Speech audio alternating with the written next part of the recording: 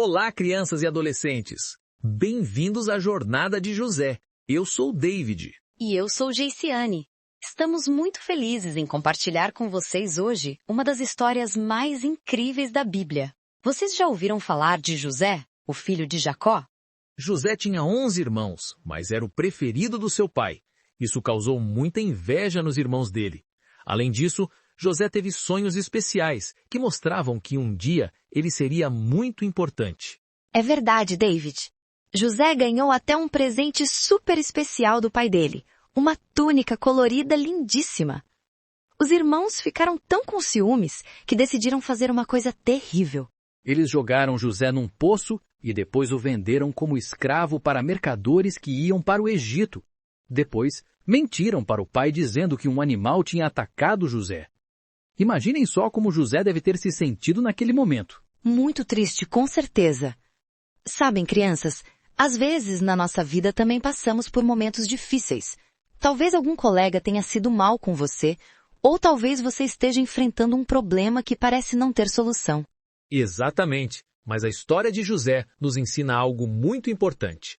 Deus estava com ele mesmo nos momentos mais difíceis. No Egito, José foi trabalhar na casa de um homem importante chamado Potifar.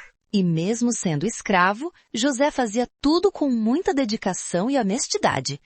Isso é algo que podemos aprender para a nossa vida. Sempre fazer o nosso melhor, não importa a situação. Mas, mesmo sendo honesto e trabalhador, José enfrentou mais problemas. A esposa de Potifar contou uma mentira sobre ele, e José foi para a prisão injustamente. Isso mesmo.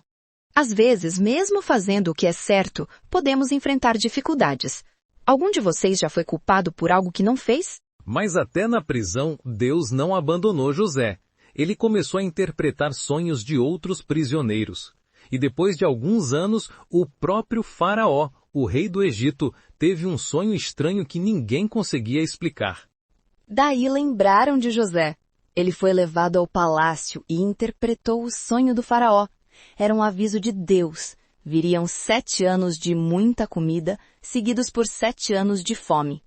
José sugeriu que guardassem comida durante os anos bons. O faraó ficou tão impressionado com a sabedoria de José que o nomeou governador de todo o Egito. Só o faraó tinha mais poder que ele. Incrível, né? De escravo e prisioneiro a segundo homem mais importante do país. Isso nos ensina que devemos confiar em Deus, mesmo nas situações mais difíceis, porque Ele tem um plano. Como diz em Romanos 8:28, sabemos que todas as coisas cooperam para o bem daqueles que amam a Deus. E a história fica ainda mais interessante. Durante a fome, os irmãos de José vieram ao Egito comprar comida, sem saber que aquele governador era o irmão que eles tinham vendido como escravo anos atrás. José reconheceu os irmãos, mas eles não o reconheceram. Sabem o que ele fez?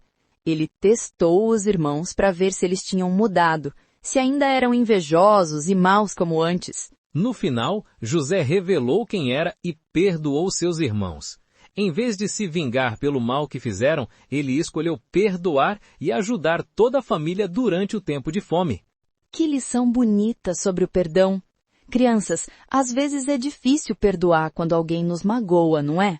Mas o perdão liberta não só a outra pessoa, mas também nos liberta do ressentimento e da raiva. José disse aos irmãos, vocês planejaram mal contra mim, mas Deus o tornou em bem. Isso é tão importante para lembrarmos em nossa vida. Deus pode transformar as situações ruins em coisas boas. Vamos pensar em como podemos aplicar essas lições na nossa vida?